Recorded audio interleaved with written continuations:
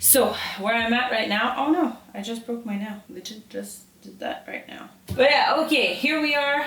This is, as you've probably guessed, wig time or wig styling time. The wig stand is actually a 3D printed scan of my face,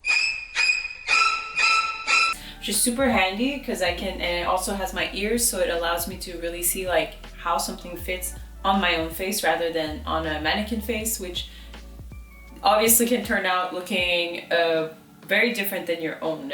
I have the earpiece underneath here just to kind of be able to work with that shape in mind.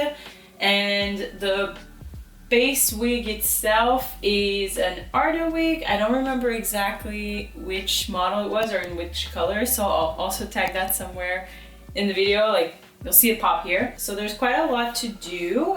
From what I can see here, I definitely need to cut her bangs so that they are much shorter, but most importantly is I really need to come and get the proper shape here to kind of get her side bangs that she has. And then the rest at the back, I think I would like to reshape a little bit. And most importantly, I think the bottom pieces are too long by quite a lot. I'd like to shorten them about this much. Otherwise, the shape is pretty similar to what she has, so it shouldn't be too much work. Hopefully we'll get this done, honestly, ASAP. So without any further ado, let's get started. Alright, so before we get started, I'd like to put out a disclaimer that I am in no way, shape, or form a hairstylist or a professional wig stylist. I'm going to be showing you some of my tips and tricks, but this isn't meant to be a full tutorial. So, the first thing that I always do before I get started on a wig is making sure to have plenty of reference material, including other styled wigs that I think look really nice. I find having real styled wigs as reference is really helpful since you get to see what the finished product looks like rather than just a 2D rendition of it. So important here, I'm gonna start sectioning different areas of the wig. For Yestola, there are 3 different clear sections that I'll be tackling separately. There's the shorter front bangs, the side swoop, and then there's the back section. The amount of rough sectioning will always vary depending on the wig you're trying to style. Okay, so I'm gonna start by tackling the front bangs since I find that they are the simplest. I'm gonna take my time styling this section by sectioning out smaller layers and moving the rest of the fibers out of the way. Since the wig fiber isn't perfectly flat straight out of the bag, I'm gonna iron out each layer. Now, not all wigs are capable of taking on heat like an Arda wig. If you bought your wig from a large wig distributor, you can most likely find all the information about the wig on the website, including how much heat it can take. If the wig is from a large distributor, but that doesn't usually specialize in wig sales, like Amazon's for instance, the general rule of thumb is to make sure that you are buying a Kanekalon fiber wig, which can usually withstand low to medium heat. Anything cheaper will not support direct heat, and it will definitely melt. Think your Party City wigs and such. Now, PSA aside, armed with my trusty photo references, I'm gonna start cutting my bangs. I like to cut straight bangs sideways with an up and down feathering motion while I do so. It's important to have a light grip on your scissors as you do so, since we're trying to avoid any kind of harsh straight lines. I'm sure hairstylists everywhere are absolutely cringing real hard seeing me do this right now, but that's what's worked best for me so far. Once I'm done with that, I'm gonna go in with a pair of layering shears, I think that's what they're called, to try and remove some bulk at the bottom.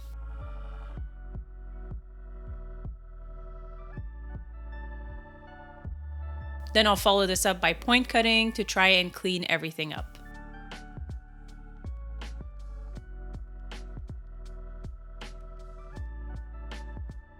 After that, it's just a rinse and repeat through every layer until I've finished cutting every layer to the length I need it to be. I don't show this in my video, but you can always take the wig off the mannequin head and try it on yourself to make sure you have the right length of bangs for your face.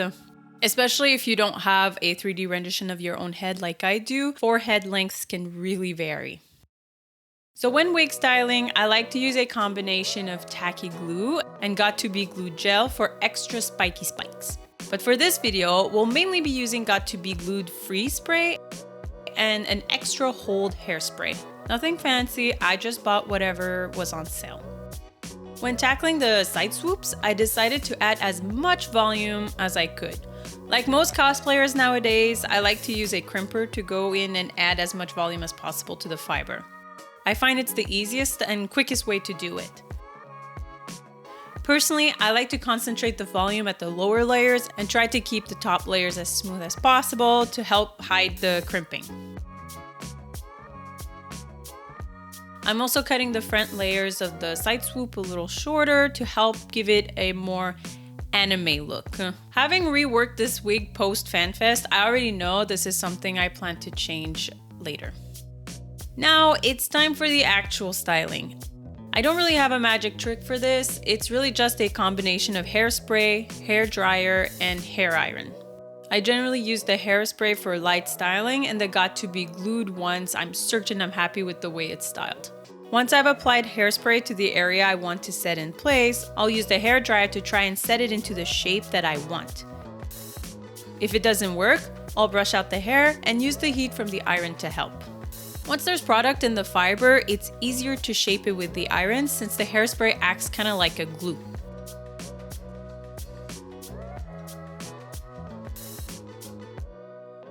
I'll kind of work back and forth like that until I get something I like.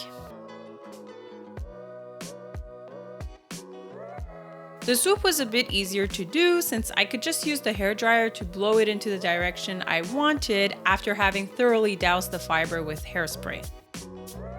I'll occasionally brush the fiber to make sure it's not bending in any kind of odd shape.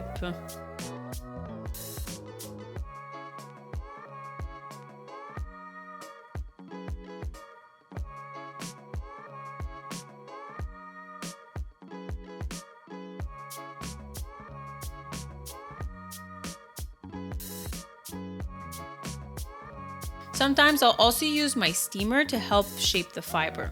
The combination of water and heat really helps loosen the fiber and moisten the glue, which can then be reshaped. Moistened. Once the fiber cools down from the heat, it'll generally keep its shape. Also important is to cut and style as you go using a combination of scissors and shears.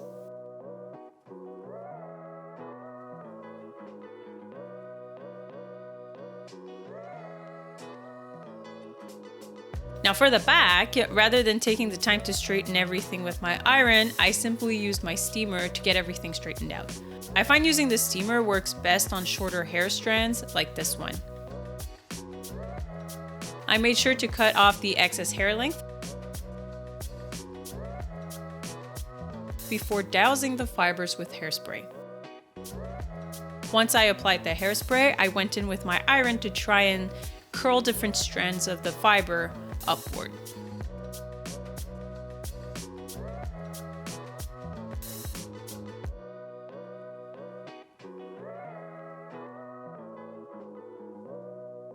So here's the current styling of the wig.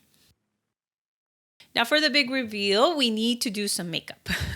I'm no makeup artist, but my goal was mainly to create as much of a smoky eye as possible while keeping it as cat eye shaped as possible. I achieved this with a combination of black eyeshadow and sharp eyeliner. I actually had to buy a new eyeliner for this since I was struggling to get nice lines with my last one. The one I used was their Real Extreme Precision Liner by Benefit. And honestly, I think it was really great, and I would highly recommend it if you struggle with eyeliner in general. It has a really smooth application. No falsies for this cosplay. I couldn't be bothered, especially with the lenses that are coming up. So when doing heavy eyeshadow makeup, I recommend applying your foundation base after you're done with your eyes. This way, if you mess up and need to fix or rearrange something, you won't be messing up your foundation at the same time. Okay, so let's start putting on some foundation. I am using Best Skin Ever by the Sephora. It's just the Sephora brand. I don't think it's like the best one or anything, but it's cheap, and this one's really close to my color, which is good. Personally, I never go for a heavy coverage. I don't like it at all. It feels very creasy and it feels heavy and uncomfortable, and I really don't like it. And no, I don't use a beauty blender. I am terrible. I'm terrible at makeup. And yeah, I'm a strong believer that you don't need a heavy foundation ever, especially in everyday life. It's the kind of thing that looks nice like on influencers, like on camera, but then you see it in real life and it looks terrible. So yeah, I'm not a big fan, so I don't do it. I personally wouldn't recommend it either. Also, I am going over my eyebrows because my eyebrows are too dark. So I need to go in and make them more pale. Okay, so how I get into the nook and cranny of my eyebrows. You can get these pulleys from Sephora. You cover it with foundation. And then yeah, stuff in like that. Okay, so I have very thick eyebrows, but I don't actually like covering them up completely. It's very hard to do. It's doable. Watch drag for to know how to do that. Like drag queens do that all the time because they do really eccentric, like over the top makeup, and the eyebrows are in the way clearly. So they can show you how to do that. Me, I don't like doing that. Like sometimes I'll cover up maybe the tip to like reshape it a little bit, but that's about as much as I'll do, honestly. Otherwise, I just find it very uncomfortable and I don't like doing it. So the only thing I'm trying to do is just make it a bit more pale because I can never get it white. I also add a little bit of concealer. It's nothing fancy. It's from e.l.f. I really want to try to hide them up as much as possible. I'm telling you, it looks like it'll look weird, but once you have the wig on, it doesn't look too bad. Like I honestly find that for white wigs, this is what gives the best result. And the fun thing is, if you're doing other colors, like if you want to actually put like a green, blue, or a color to match your wig, you do the same thing. You get these, and if you can find like a liquid eyeliner or some kind of liquid eye thing, you can use that and then put that into your eyebrows. You could probably even use, honestly, I would even use lipsticks if they come in the right color. But yeah, that's how I do my eyebrows every time. I don't really try to cover them up and make them the right shape or anything. It's just too much of a hassle for me. So let's try to tackle the whiskers. So for my whiskers, I have Magnetic Matte Eye Color Nude Stick. I guess Nude Stick is the name of the brand. And I have another precision brush, and I'm gonna try to do them with that. Do it lightly and try to get the shape, you know?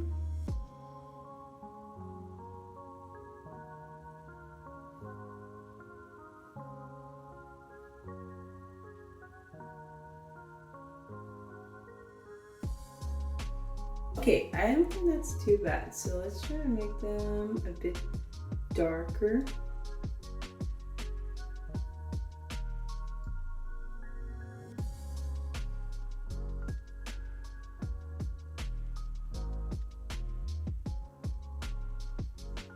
Definitely try it. Okay, that's not so bad, actually. So what happens is here they kind of blend out, like on their skin. They don't do like this harsh kind of line. So I'm gonna try to kind of blend it out. But I think what I'm gonna do is take a little bit more of my concealer, a little dollop of it, and just kind of go in here and try to have it like blend out a little bit. You know what I mean? And it's a bit dark, so the other thing that I would recommend doing is setting it, and that should help kind of make it a bit more pale.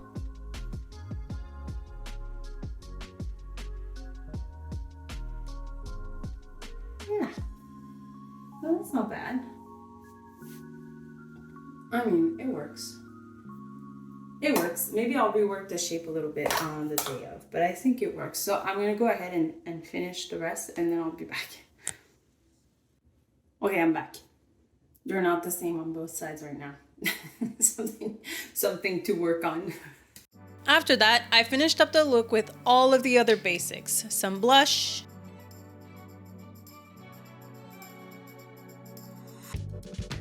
some highlighter,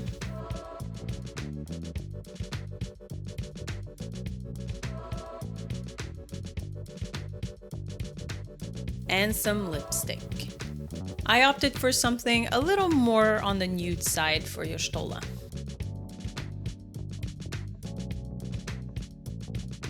Last but definitely not least, it was time to put on my lenses and show you the finished product.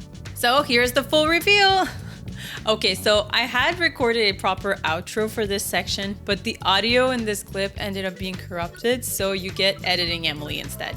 So I think overall I'm really happy with how the wig and the makeup turned out, but as mentioned earlier in the video, I did end up reworking some aspects of the wig after FanFest. Now to see the results of all those slight edits, you'll have to check out a series of photos which I'll be posting in full on my Ko-fi. The photos are free to access on Ko-fi and are completely uncropped, but you can support me there if ever you feel like it.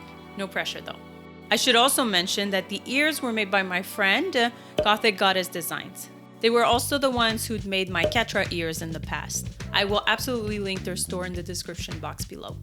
So the next video will be going over how I made my staff, so make sure to stay tuned for that.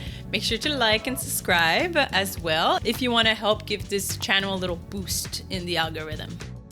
So yeah, I think that's it for today. I really hope you enjoyed, and I'll be back with the next video very soon. All right, so bye-bye.